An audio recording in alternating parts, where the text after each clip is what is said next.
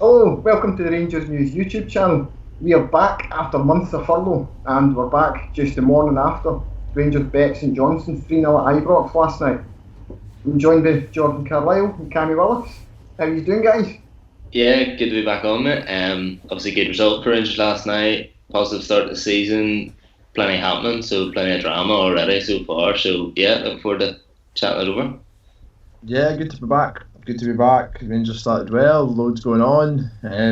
Yeah, good to have everybody back together, making a video for the fans out there. I think it was about March, was the last time we were all together doing this, so we've kind of got a bit of ground to cover.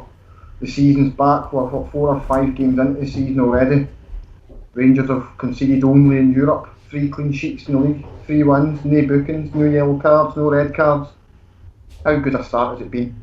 It's been relentless. Rangers have looked good. As good as it's been, as comfortable it's been, I think there's room for improvement, which is probably doesn't bode well for the rest of the league. And Gerrard kind of alluded to that yesterday when he was talking about how he kind of took their foot off the gas the last 20 minutes. And I don't think the changes helped that, but Rangers have looked solid but rusty at times. I think there's room for us to grow, and I think we'll get better as the season goes on. Hopefully we can maintain it across the distance.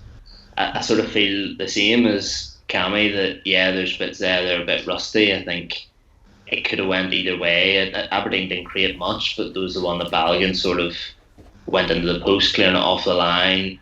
You know, would Rangers have got a second had that went in? It might have been a bit different than that, but I think sort of the encouraging thing from a Rangers point of view is that fluidity of the attacking players. And I think obviously Morelos was a big concern. It was dreadful in Germany. Like there's no getting away from that. It was awful. But back with a few goals against St Mirren and those guys in behind him, you're looking at, you know, Ianis Hagi hasn't clicked so far, but Ryan Kent's already got himself a couple of goals. That's a big criticism of him from last season, not getting enough, whether it's goals or assists. And Joe Aribo, he came out and was like, you know, we're really missing the crowd not getting behind us at Ibrox and all that sort of stuff. Yes, I get that, but it's also giving the players a bit of time to feel their way into the season without quite as much pressure. The 50,000 on their back, which a lot of people weren't a fan of Aribo in that ground last season, and he's had that sort of time to grow into the shirt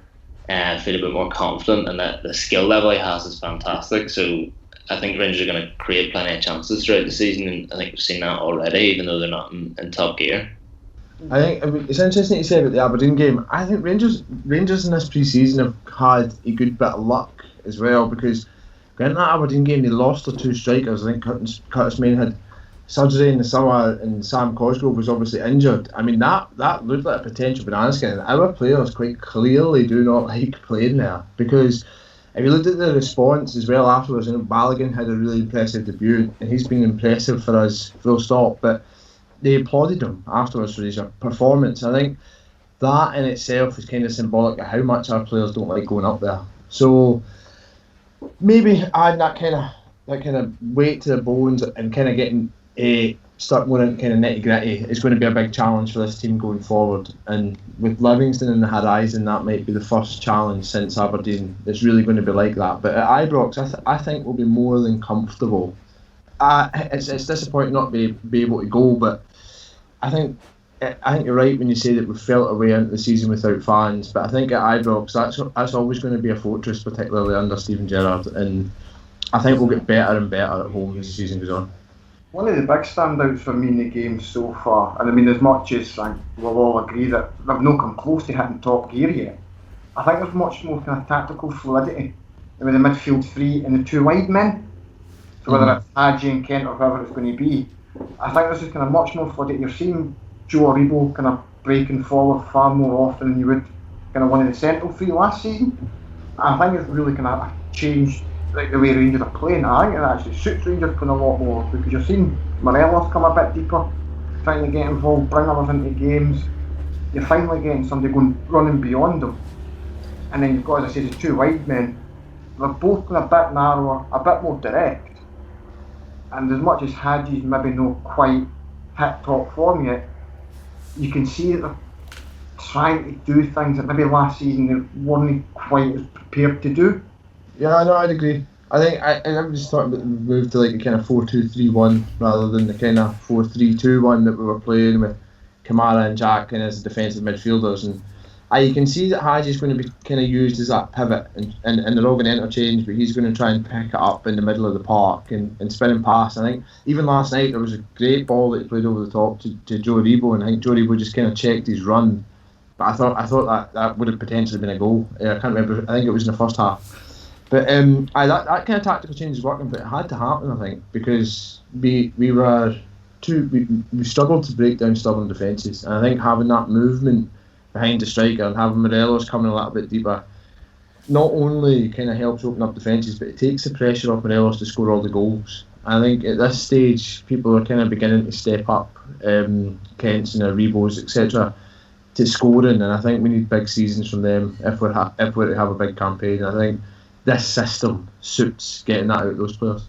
Yeah, I think I would say again last season there's times when you're watching Rangers in games where they'd struggle, say even the one that Canberra came on in away at St Johnstone, finished 2 each in the end. He sort of changed the game a wee bit, but playing against teams there on a questionable pitch and they're just sitting in, it just looks like Rangers just playing in front of teams, and then eventually either Tav or Barisic will whip it in, try and find Morelos, who's a single striker. Whereas now you've got that fluidity, and these guys, like if you're better players, the whole point is that for me, that every time that Rangers and Celtic take the pitch, they're going to have a better team, better man-for-man players than everyone else they're playing against. That's one thing you can guarantee before you go into a game, but it's about how you get the best out of those players. So you can't have Ianis Hagi and you say, oh, we'll spend a couple of million on you and we'll bring you in and you're a creative player, but we're going to stick you in the right wing and you stay there. The whole thing with Kent as well, I think, has been, do they want to play him at number 10 or do they want to play him wide? Because he keeps drifting wide, but also he might get more goals and assists if he's in the middle. Whereas now he can do both in the same game, and I think that's really what all three of Kent, Aribo, and Hagi can sort of thrive off that. I think Kent's been really, really impressive, full stop. I think he's just had much more kind of drive and determination in his game. I think this is a season that I think he realises that he has to take his game in terms of numbers to the next level. I think even at this early stage he's started kind of responding to that. He's a player with a lot of responsibility on his shoulders this season. And I think that he's been playing really, really well. I mean, there was one again yesterday, we put it over the top at keeper. The keeper pulled off actually quite a good save. He's just such a creative, quick player, and he's very, very useful. And I think out of the three, I think he's the most dangerous, Kent. And I think this will be a big season for him. I hope it will be.